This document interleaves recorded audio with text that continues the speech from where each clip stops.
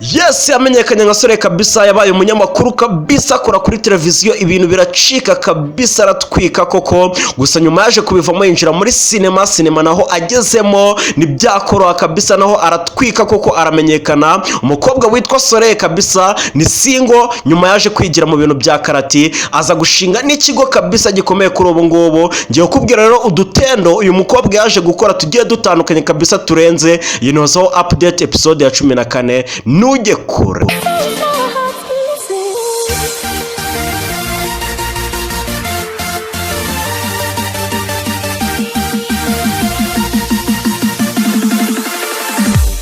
Yes, gentlemen, bamwita Uwase Delphine kabisa, wamenyekanye nka Soleil. Ngiye kukubwira ngo yinjiye muri sinema gute, yabaye umunyamakuru gute, yabaye umukaratika wo ku rwego rwo hejuru gute. Byose ni muri iki kiganiro. Nkubwirutse ngiye uri kumva ni Mekere Friday, James Crack, Maxwell, Emezi, Eiza, Ishimwe Giribati. Gusa hano mbandi monda turagurika kabisa nka Hozaho. Niba arakanze subscribe gutere salute, niba utarayikanda nawe ntugende utayikanze kuko ibyiza biri imbere. Ngiye kukubwira rero ibintu bigera ku 9 kabisa bigiye bitandukanye by'udutendo kabisa tw'umukobwa twa Soleil, ari nako ngenda nkuvangira kabisa umuti kabisa w'uburyohe w'amakuru y'uyu mukobwa Soleil. Niba umukunda rero nucikwe. Namaze kukubwira yuko rero amazina yiwe nyakuri bamwita Uwase Delphine, akaba kiri umukobwa. Ikindi kintu wamenya nuko kugeza kuri bari kuzuza imyaka 31. Ikintu cya kabiri rero nuko uyu mukobwa yumvaga azaba dogiteri, gusa akaza kwisanga mu bintu bijyanye na karati nyuma yaho. Gusa ndaza kukubwira none uburyo yinjiye muri sinema. Ikintu cya gatatu rero nuko uyu mukobwa avuka iburasirazuba, akaba avuka aho bita Rwamagana kabisa, akaba avuka mu muryango w'abana bagera kuri 6. Ikintu cya kane nuko uyu mukobwa yakoze kuri televiziyo ari umunyamakuru, agakora kuri televiziyo yitwa Flash TV. Aho ngaho rero yakoze kuva 2016 kugeza 2018.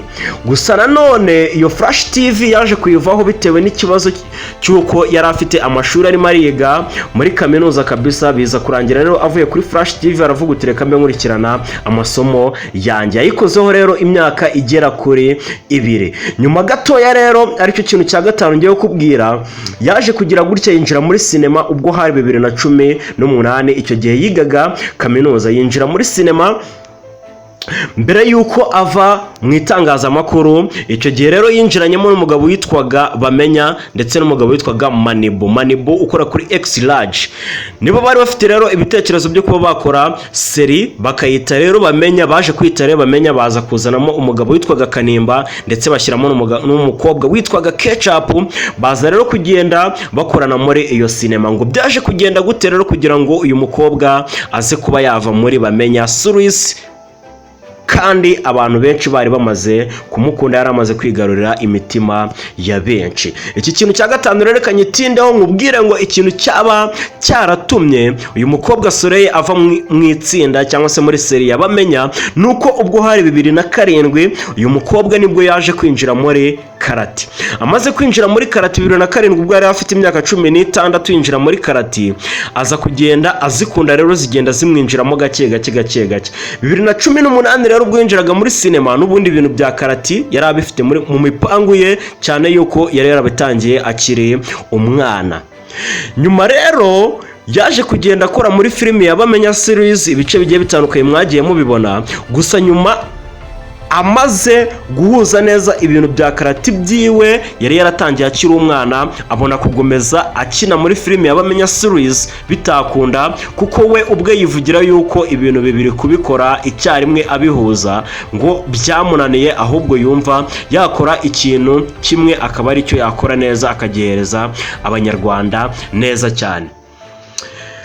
Soleil rero aba avuye muri Bamenya series, ahita avuga utireka njye kwishingira ibintu bya karati. Aragenda ashinga ikigo cyitwa Kigali Elite Sport Academy. Icyo kigo cya karati akaba kibereye rero siwo akaba ari founder wacyo kabisa hariya rero abarimo aragenda ategura neza cyane mu bintu bijyanye na karate. Ngayo nguko rero uko yaje kuva muri Bamenya Series agiye mu bintu bya karate nimba aramukundaga, gusa avuga yuko ashobora kuzagaruka, ariko akazagaruka iki kigo cyiwe cyitwa Kesa kimaze kuba cyagera aho kigera, yaramaze no kwagura amashami mu bindi bihugu bigiye bitandukanye.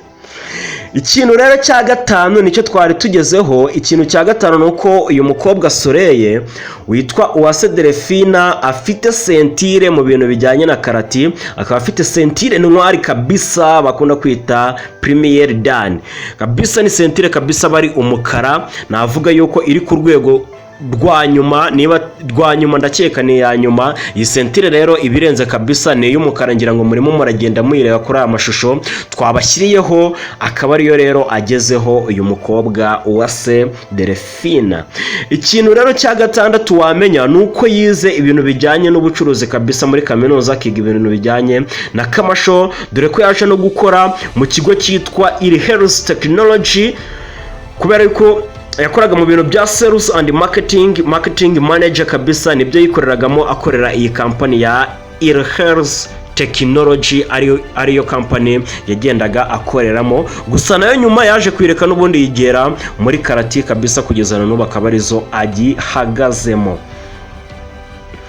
Ikindi kintu rero wamenya nuko uyu mukobwa Soleil avuga yuko ibintu bijyanye na karate abikompiyarinze n'ibintu bijyanye na sinema cyangwa se abyegeranyije akabigereranya, asanga kabisa karate yaraje kumuhindurira ubuzima cyane, yuko karate yagezemo agashinga n'icyo kigo, akabona abayoboke bagiye batandukanye, akaba yigisha kuri ubu ngubu abana b'abahungu se, abakobwa se, abagabo se, abamama se, akaba agenda bigisha kabisa mu bintu bijyanye na karate uyu mukobwa Soleil. Ikindi kintu rero ushobora kuba wamenya kuri Soleil kabisa nuko kuva 2013 kugeza hafi za 2016 yari business kabisa w'umukobwa kabisa, bice bigacika, yicururiza rero ibintu bigiye bitandukanye kabisa. Akaba rero yarakoze muri business ahagera ku myaka igera kuri 6 yose kabisa yicururiza, ari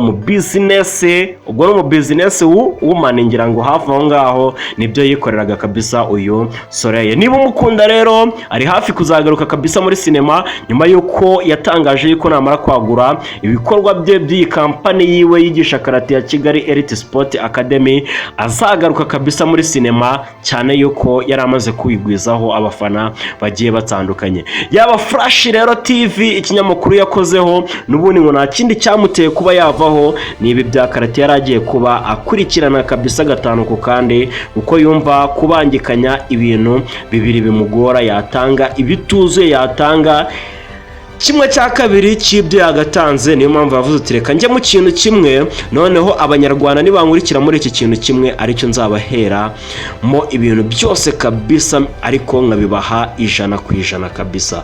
Ni Soleil rero, ni Uwase Delphina, ni umukobwa kabisa aracyari single. Niba rero ukunda ibintu bijyanye na karate, ushobora kwegera ikigo cyiwe kabisa, ukaba wakigira ibintu bijyanye na karate, akakwigisha karate kabisa uko amaze kugera kure, amaze gutera imbere kabisa. Iyi ni Hozaho update yari episode ya 14. Tubwire episode wumva twazagushyiraho icyamamare ukunda. Ciao ciao, I love you so much.